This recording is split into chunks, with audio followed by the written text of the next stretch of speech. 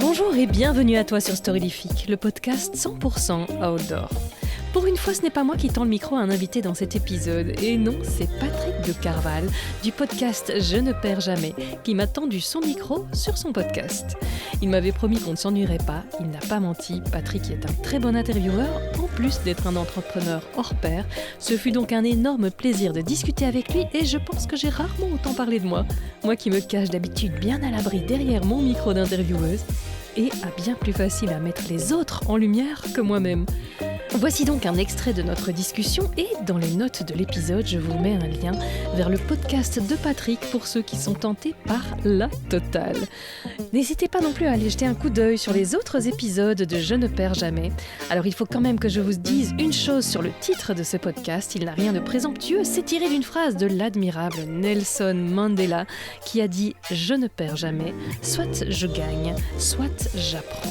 Je suis tellement d'accord avec cette phrase, c'est très bien joué à toi Patrick. Difficile de rêver mieux comme titre pour un podcast sur l'art d'entreprendre sous toutes ses formes. La notion de posséder les choses, la propriété, c'est terrible. C'est ça qui. Ah, c'est la folie. C'est pas ça la richesse, c'est pas de posséder. Ce dont on s'en viendra, c'est les moments avec les copains, c'est ce qu'on a vécu, c'est les beaux voyages qu'on a fait. Donc ça, c'est le vrai luxe de pouvoir s'absenter de temps en temps, comme on l'a fait nous, 4 mois en famille, partir en Asie du Sud-Est pour terminer en Australie, voyager, voir énormément de choses, partager du temps avec ses enfants, 100% du temps, tout le temps, pendant 4 mois avec ses enfants et avec son partenaire. Mais formidable, avoir plein de choses différentes. Ben voilà, mais offrez-vous des temps comme ça. C'était comment ça? C'était en camping-car, en bateau? C'était comment? Là, c'est quand justement après, avant de changer de boulot, je dis écoute mon mari, il n'y a plus rien qui me fait rêver. Pour l'instant, moi, il faut que je réalise un rêve. Allez, on se casse quoi. Et puis je dis on se casse un an. Il me dit non, je serais pas. On va partir 4 mois. Donc on est parti 4 mois. Et on a été en Birmanie. Donc là, on a été beaucoup transport, soit transport en commun, soit voiture privatisée, etc. Parce que taxi quoi, les petits taxis locaux. On s'est bien amusé. Hein. Entre le taximan qui crachait de sa grosse chic de Bethel chaque fois qu'il devait nous parler parce qu'il était c'était vachement aventureux. Mais la Birmanie maintenant faut plus le faire, hein, mais à l'époque on pouvait. Puis on est passé en Chine, on s'est retrouvé aussi perdu dans les montagnes parce que je voulais justement un peu quelque chose d'un peu différent. Là on a quand même vachement galéré. Enfin je passe les détails. Là on est reparti pour 1 heure sur cette aventure en Chine, c'était incroyable. Puis on est parti aux Philippines et c'est un peu là que m'est revenue l'idée du podcast. Tu vois que ça a été plutôt une évidence parce que on a rencontré un apnéiste belge qui a été champion, qui avait son école d'apnée là-bas. On a fait connaissance forcément. Parce qu'il n'y avait pas d'autres Belges dans le coin, donc t'as dit il y a d'autres Belges. On est allé le voir, super sympa, Jean-Paul François, salut à toi si tu nous écoutes. Et là je me suis dit tiens, là il y a vraiment quelqu'un d'intéressant à interviewer, on est copains, donc ça pourrait le faire. Et donc c'est le premier épisode de mon podcast avec Jean-Paul quand il était encore aux Philippines. Et c'est le veto, moi on a enregistré plus tard. Enfin bref, le décalage horaire, c'était parti, c'était amusant. Et là, c'est comme ça que c'est parti. Puis après, on a continué sur Bali parce qu'il y a des amis qui étaient là-bas pour le Nouvel An. On a fait un stop et puis on est parti en Nouvelle-Zélande, puis en Australie et puis on est revenu. Et donc, on a fait, du camping-car en Nouvelle-Zélande et Australie. Et le reste du temps, c'était papate, parfois vélo, mais surtout, des transports. Forcément, on n'a pas su éviter l'avion. Mais tu vois, on essaie de partir moins souvent, mais plus longtemps. Et il fallait faire l'école aux enfants ou ils étaient Oui. On a fait l'école aux enfants et tout.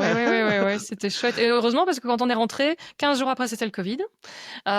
Donc, on était reparti à enfermer avec les enfants. Heureusement, on était à la campagne. Donc, nous, on allait patauger dans la rivière, à la forêt. Et puis, on faisait l'école. On a repris les livres. Là, on les avait laissés quelque part. Parce que 15 jours, on n'a pas eu le temps de... C'est super bien que ton mari ait pu partir aussi. C'était le plus beau cadeau qu'on s'est fait de notre vie, je crois. Pas toujours évident, là. C'est vraiment un périple familial extraordinaire, là. Oui. On est reparti 2 mois par la suite, 4 ans après, et on attend qu'une chose, c'est de le refaire, parce que c'est trop bien. C'est trop, trop bien. Et c'est tellement précieux, je veux dire, ce temps qu'on consacre 100% les uns aux autres et à découvrir des choses ensemble. Tu peux être invité à ton propre podcast d'aventurière, tu vois. J'ai jamais fait d'entretien par rapport à ces voyages-là. Oui, tu vois. tu vois, regarde, tu peux faire des choses.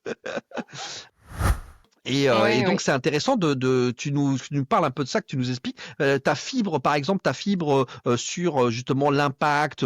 C'est pas nécessairement écologique comme tu dis, mais c'est la notion de générale de Mhm. protection de la planète et de l'environnement. C'est des choses qui t'ont été inculquées toi-même par tes parents dans l'enfance. Comment t'es venu ce truc-là? Bah écoute, ce qu'il faut savoir, c'est que moi j'ai grandi avec une grande sœur handicapée. D'accord, Très fortement handicapée. Donc d'accord. c'est là que tu comprends qu'effectivement, la Ah, réussite à tout prix, le ceci, le ouais, cela, ouais, ouais, il y a peut-être pas que ça dans la vie. ouais. Donc moi, j'ai une mère qui a sacrifié effectivement un boulot qu'elle adorait dans l'enseignement parce qu'il fallait s'occuper à temps plein d'une petite fille enfin, c'était ma sœur aînée, mais j'ai reconnu le stade de son développement s'est arrêté quand mes enfants ont eu 2 mois et demi, Ah tu oui, vois.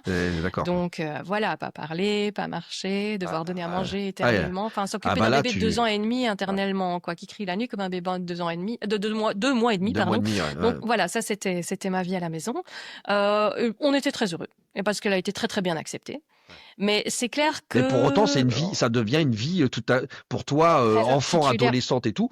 Waouh, Mmh. alors pour tes parents évidemment très compliqué, Mmh. mais pour toi aussi, hein. C'est- Mais je ne l'ai jamais ressenti comme ça, tu vois. D'accord, C'est waouh. ça qui est étrange, parce que Mm, c'était bien accepté, on était bien entourés. ouais, Et donc voilà, j'ai toujours connu cette bienveillance, ce souci de l'autre, comprendre l'autre mm, même quand il sait pas parler, mm, pouvoir tout mettre de côté pour le plus faible quelque part. C'est vrai mm. qu'il y en a d'autres qui ont dit, ben, on reconnaît la grandeur d'une société à la manière dont elle s'occupe des plus faibles. C'est ça. Ça laisse rêveur quand on voit ce qui se passe dans nos sociétés, parce qu'il ne faut pas aller aux États-Unis où là c'est très évident, Euh, mais je veux dire tout ce qui monte en France pour le moment, mm, ou alors où on admire effectivement les grandes réussites. Mais oui, mais les grandes réussites en laissant tout le monde derrière, je suis pas sûre que ce soit vraiment une réussite.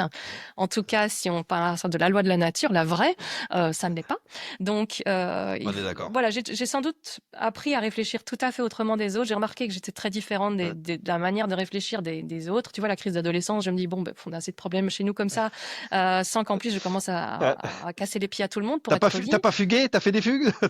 Non, mais tu vois, ouais, bien sûr, j'ai pas été nécessairement la plus facile des adolescentes tous les jours, mais j'ai pas, voilà, je me sentais pas leur créer des problèmes en plus en Ouais. étant mauvaise à l'école, etc. C'était pas une option. Je me Enfin, je reconnais me le pas, sentais je pas, suis quoi. un peu comme toi, je me reconnais pas du tout dans ces histoires de crise d'adolescence. Moi, Hum, j'ai pas fait ça. Moi, j'ai tout de suite été travaillé très jeune. ouais, tu vois, j'avais ouais. des envies d'être très vite autonome, libre. Entrepreneur tout de suite. J'ai fait des jobs d'été parce que je suis un passionné de moto, donc je voulais m'acheter ma première moto, tu vois, Ah, ça motive. faire T'avais mon ton why de permis de l'époque. conduire et tout. Donc moi, oui, Ouais. à 16 ans, à partir de 16 ans, hop, tous les étés, c'était travail, travail, travail.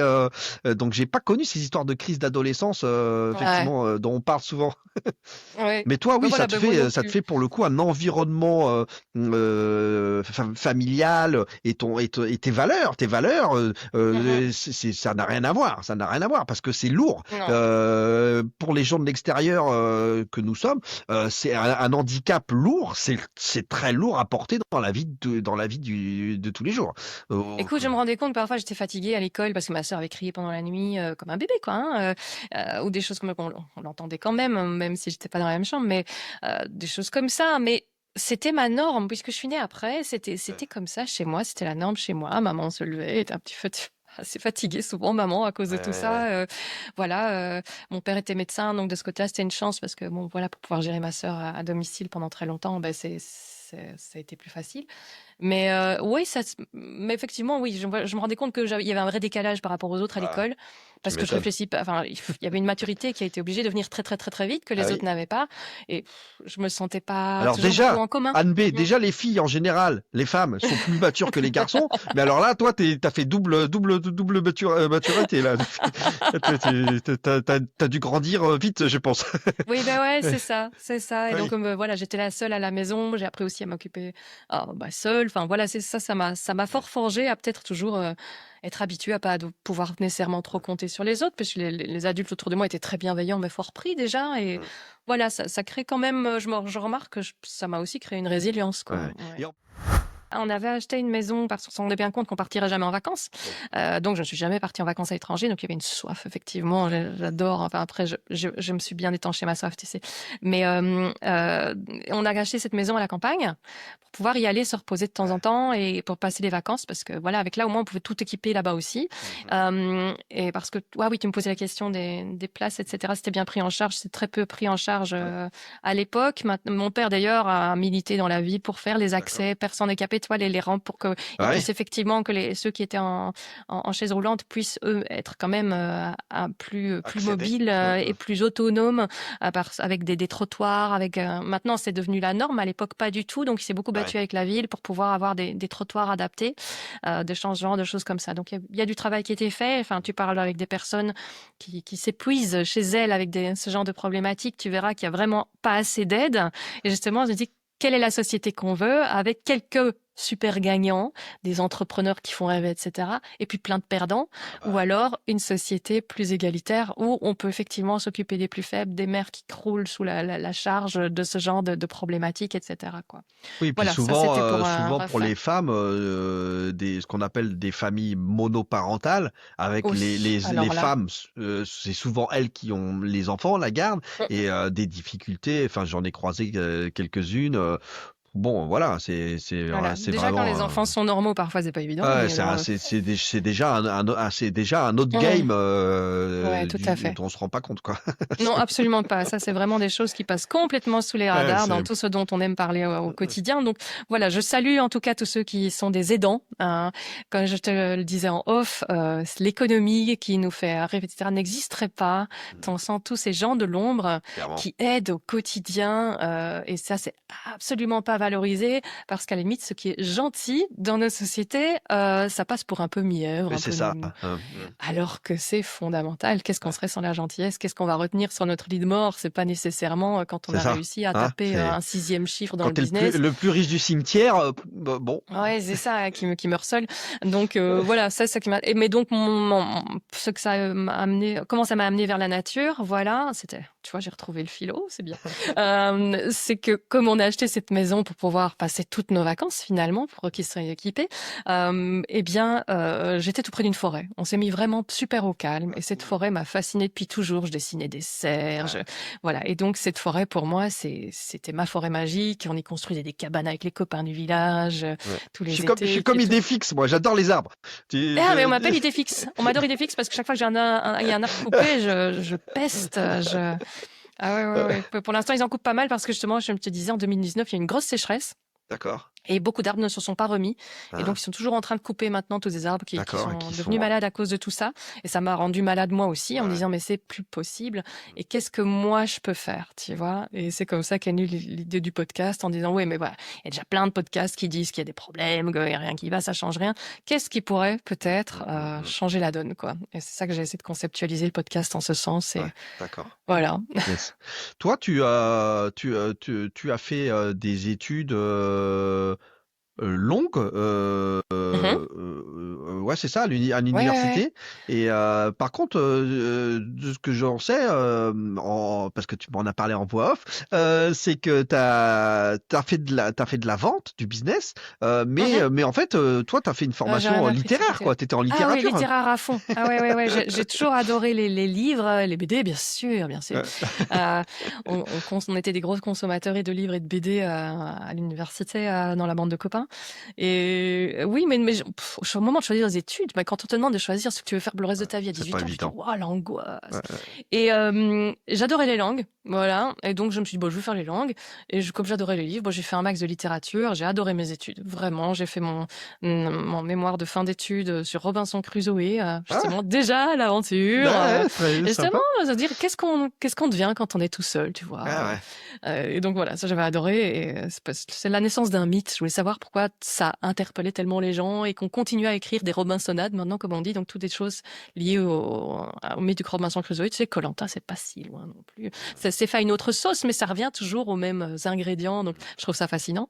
Et donc voilà, ça, j'ai fait ça. Et après, tu dis, bon, maintenant, il reste plus qu'à faire un doctorat. Alors, j'avais commencé un doctorat en littérature shakespearienne.